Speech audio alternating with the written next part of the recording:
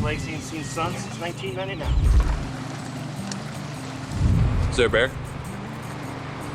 I don't see.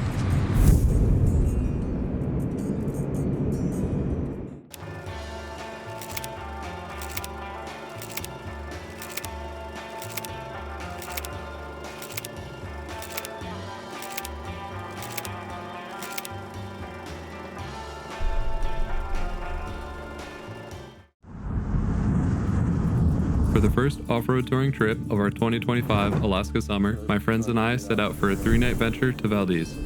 In the group, we had Danny, Gabe, Jamie, and Steve.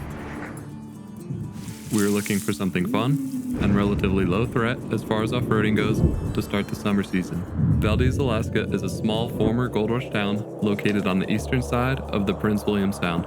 It is rich with history, has awesome culture, and overall is just a great place to explore. This was my second time going to Valdez, the first time being last year with my wife Jess. It definitely helped having already been, as I already knew some fun things to do and places to go. There was a few places I didn't get to explore as much as I would have liked due to the limitations of our Subaru, and I was really looking forward to venturing further. Our drive to Valdez started in Palmer, Alaska. It's about a 4.5-hour drive taking the Glen and Richardson highways. On the Glen Highway, you drive through the Chugach mountain range and right by the Matanuska Glacier. If it's a clear day, you'll start to see Mount Drum in the Wrangell-St. Elias range as you head further down the Glen Highway. Eventually, you'll reach the end of the Glen Highway in the small town of Glen Allen, a good place to stop for gas and lunch. We usually get Mexican at Ernesto's when we're passing through, and they never disappoint. From Glen Allen, you'll get on the Richardson Highway. As you get closer to Valdez, you'll be leaving flat land into more mountainous terrain full of flowing rivers and tall peaks. Along the way, we took a pit stop to see the Worthington Glacier that's right off the highway at milepost 29. We like stopping here since a short walk will bring you just below the almost 6,000-acre glacier. This is one of the easiest glaciers to get to, being so close to the road, and the dogs appreciated some time to roam and smell some new things.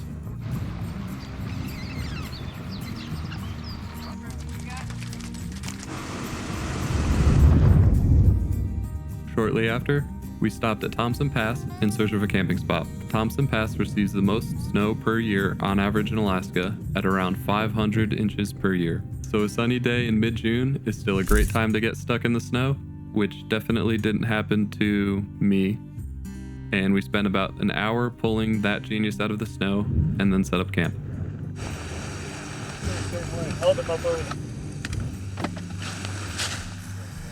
I cracked open a fancy beer and had a Peak Refuel freeze-dried meal for dinner. I really like the Peaks because they're easy to make, taste good, and have good macronutrient numbers. They've been my go-to for when I don't feel like cooking or just want a quick meal on the go. We also got my Julka camp shower set up using water from a nearby stream. This summer, I wanted to use my camp shower as much as possible because being able to take a hot shower before going to bed is a huge luxury, and honestly it doesn't feel like we're camping anymore. The only part about it that's limiting is that you'll want to camp near a water source. Thankfully here in Alaska, there's not really a shortage of those. In this part of Alaska during mid-June, the sun starts to go down around midnight. On days like this, the Alaska sunset hues come out. The warm sunlight on the snow-capped mountains is one of my favorite Alaskan sights.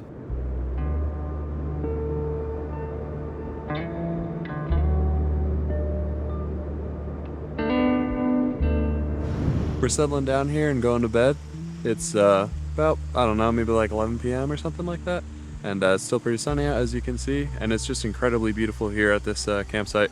This is really just a unique spot for sure up here in Thompson Pass. We'll be heading to Valdez tomorrow, and we're definitely gonna be doing some fun things. So we'll get going to bed here. And I just gotta show you like just a first-person view of this campsite. It is really, really incredible. So we have this stream here that we were using for water for the shower. Got these rocky ridges over here.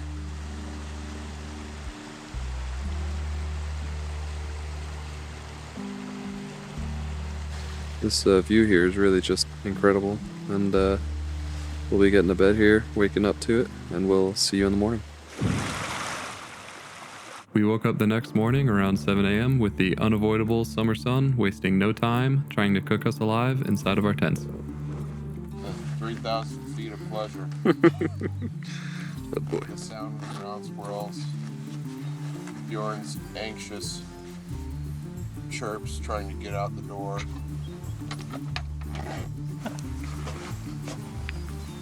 Super sunny out today, and we are heading out here of camp. First, we're gonna stop right here. Do a little quick photo shoot up there. It's super nice up there. Nice little ridge line to grab some photos on. Then we're gonna head down into Valdez and make a lot of stops probably along the way, just at some various little scenic spots. Then we'll head into the town of Valdez, get some lunch, and do some more exploring.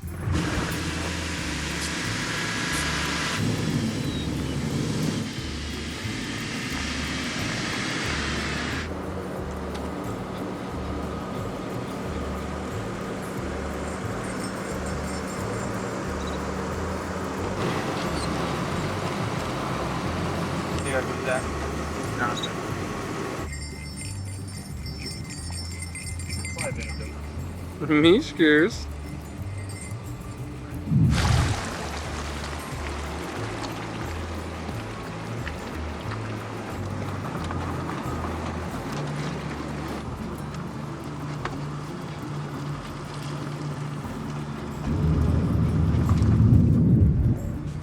If you do go to the Blueberry Lake State Recreation Area right off Thompson Pass here, don't go down the dirt road. You're about to see why. Just stick to the paved road.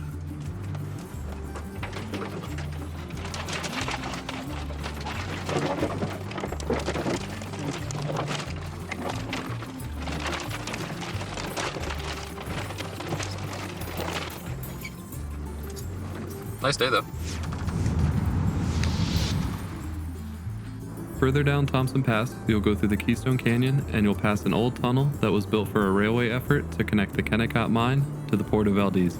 There's a lot of history to it, but basically there's only room in the canyon for one set of tracks, and a dispute between two feuding groups of railroad men boiled over to the point of a shootout where one man died. The feud was in vain because railroad construction from the Kennecott mine was changed to go to the port of Cordova instead.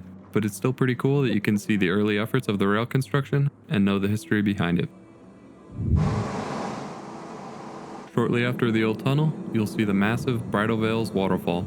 This waterfall is fed by snowmelt and falls roughly 300 feet into the Keystone Canyon. At the pullout across the road from the falls, you can feel the water misting you from its huge drop. It's a little bit of a touristy thing to see, being right off the road, but it's still very much worth pulling off for.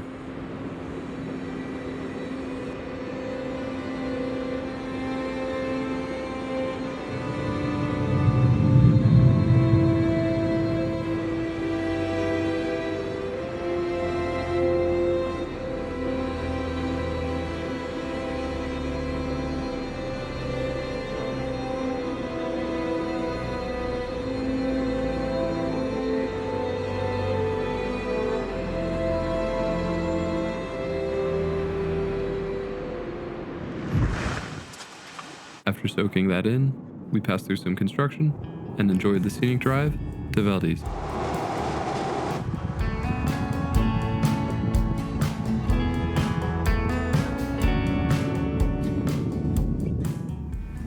We were hungry for lunch, and I let everyone know that stopping at the Potato for lunch is a must. It's American-style food with its menu being based around their curly fries, and is a great spot for lunch in town.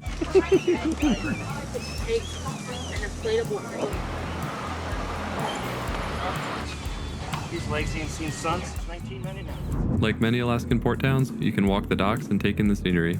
We even saw this Ford Ranger on a landing craft. Not sure where they go, but if we know anything about old Ford Rangers, surviving adversity is just what they do.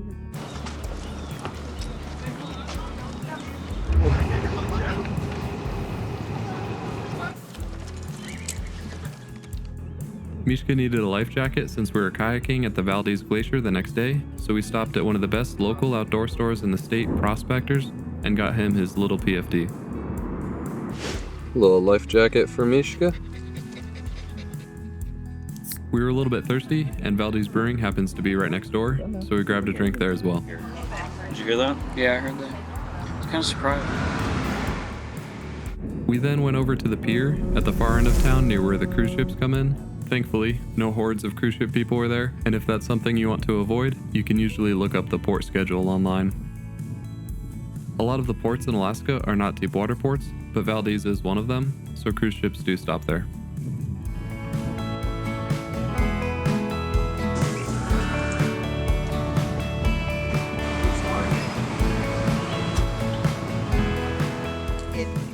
And last, before we left town for the night, we swung by Northern Treats for a midday sugar fix. The dogs might have enjoyed some as well.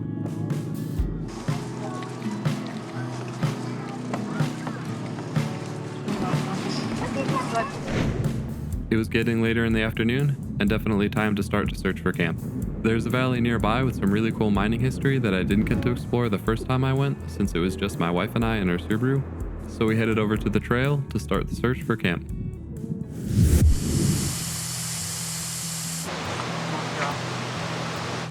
We're outside the town right now, and we're gonna head down a short little off-roading trail here. Airing down, not too much, going down like 25 PSI. Not sure how far we'll be able to make it. If we can find a camping spot along the way, that's kind of what we're looking for, but if not, we've got some other camping spots in mind in town. So without further ado, we'll air down and start heading down the trail here.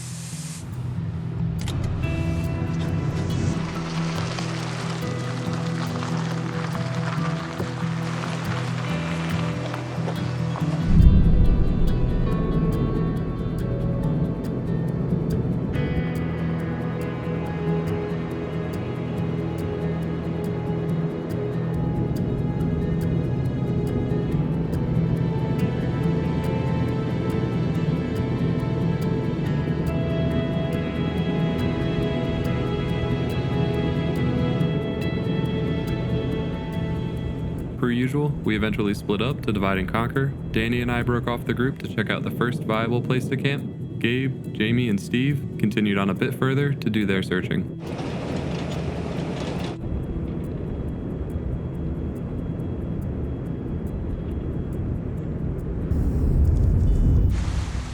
That's a fast crossing. So we're just bumping around here looking for a campsite. Oh, that's deep. Yeah, I don't know if that's doable. And it could be even deeper further out. Yeah. Especially with this rock. Yeah, there's like a significant drop here and then a significant climb up. Not super significant, but I don't know. This might be asking much for our rigs. All right, we're just gonna keep heading down the trail here, look for another camping spot. The rest of the gang is scouting some other spots down, so see if we can find some.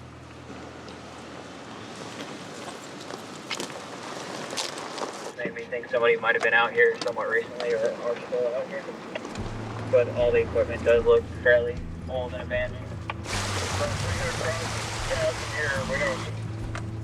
It looks like just a big rock slide came through and blew it all out. Do you see anything else on your... Yeah. Man, there is so much old equipment out here. Look at all this old stuff.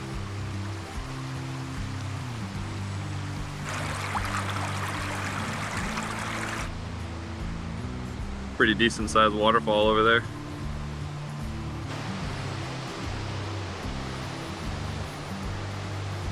And feeds in right there.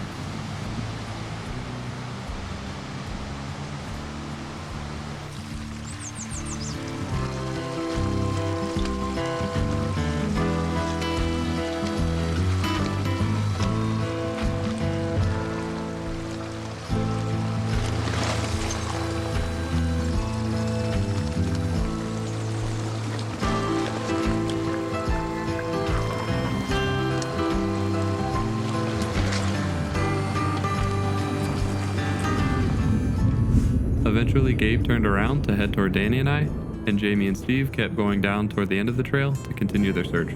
Hearing them talk about the end of the trail, I wanted to check it out as well, so while Danny and Gabe were setting up camp, I headed back down the trail solo, passing Jamie and Steve on their way back to camp.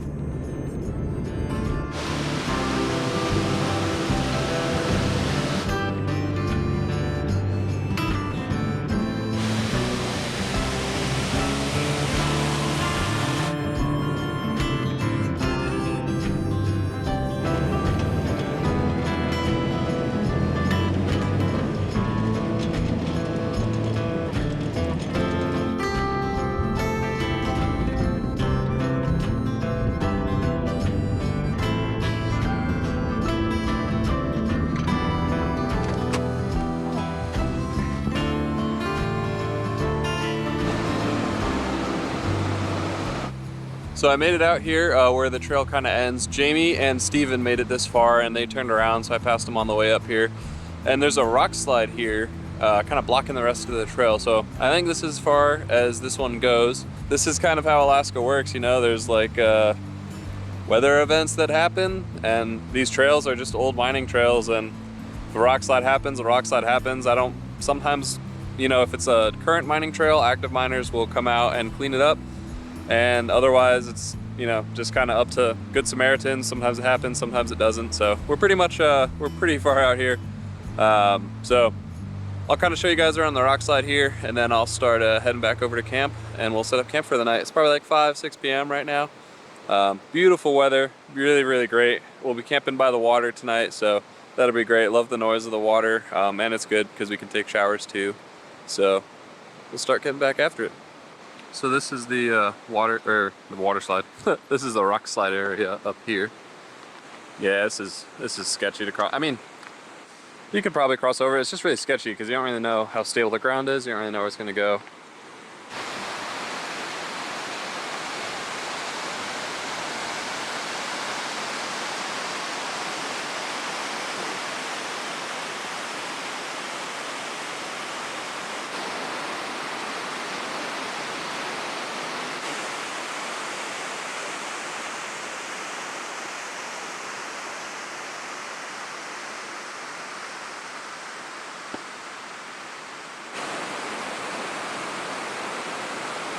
Actually, I lied. I'm gonna walk down this a little ways, see if there's anything cool, because why not? I'm already here. Probably only gonna come here like once a year or whatever. So I'm gonna walk down this way, see if we find anything cool, and yeah, got my radio with me so I can communicate with the gang, start hiking.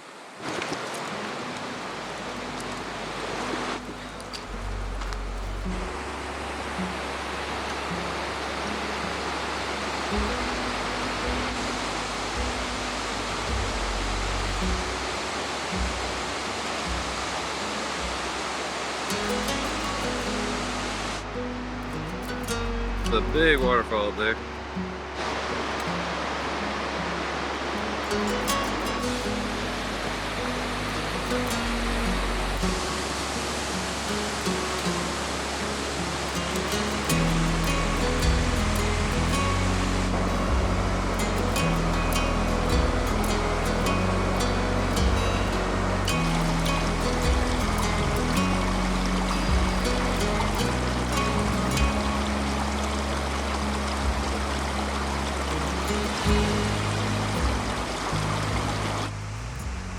So we've got this raging river right over here. Not gonna try to cross it on foot, so just hung around with Mishka. Saw some scat on the trail always back, and I probably should have brought my 10 mil out. There's one little like ruins building thing that I want to check out off the side there that I saw from up above. So we'll walk back, check that out, head back to the cruiser, and then meet up with camp with everybody else. So I am equal parts amazed by how beautiful it is out here. I'm also kind of scared because I didn't bring my 10 mil like I should have, and I'm dumb. So I'm walking down this little path right here. I don't know if this is making for the like most cinematic content or whatever, but I'm just trying to keep my wits about me as I'm out here, you know, looking around, checking for signs, and just kind of moving around as quickly as I can, taking the sights, and then go, because I am alone. Everybody's back at camp. They will not hear my bloody screams. Mishka has got alerted. Hopefully it's not a bear. This is the old ruins. It's actually not really that cool. Just some old building. Hopefully there's not like an animal in there. Wake up! It's not super old because there's like lights and cables and things. So. Some modern era, and the construction obviously. Ladder, aluminum. Random notes, Ben. So there's the building right there. Miniatures. And then the creek. Could just float down this and meet everybody at camp, but gotta go grab the Land Cruiser, so let's start walking back to the Land Cruiser. So I'm walking up this hill right now with Mishka. He was getting alerted earlier, which is kind of sketchy. But heading back from the little ruins back in there. And then gonna get back to the cruiser and head back to camp. Definitely a fun adventure today. Gotta wake up semi-early tomorrow, going kayaking on the Glacier Lake. Mishka is definitely picking up the scent of something that he likes. But, is there a bear? I don't see.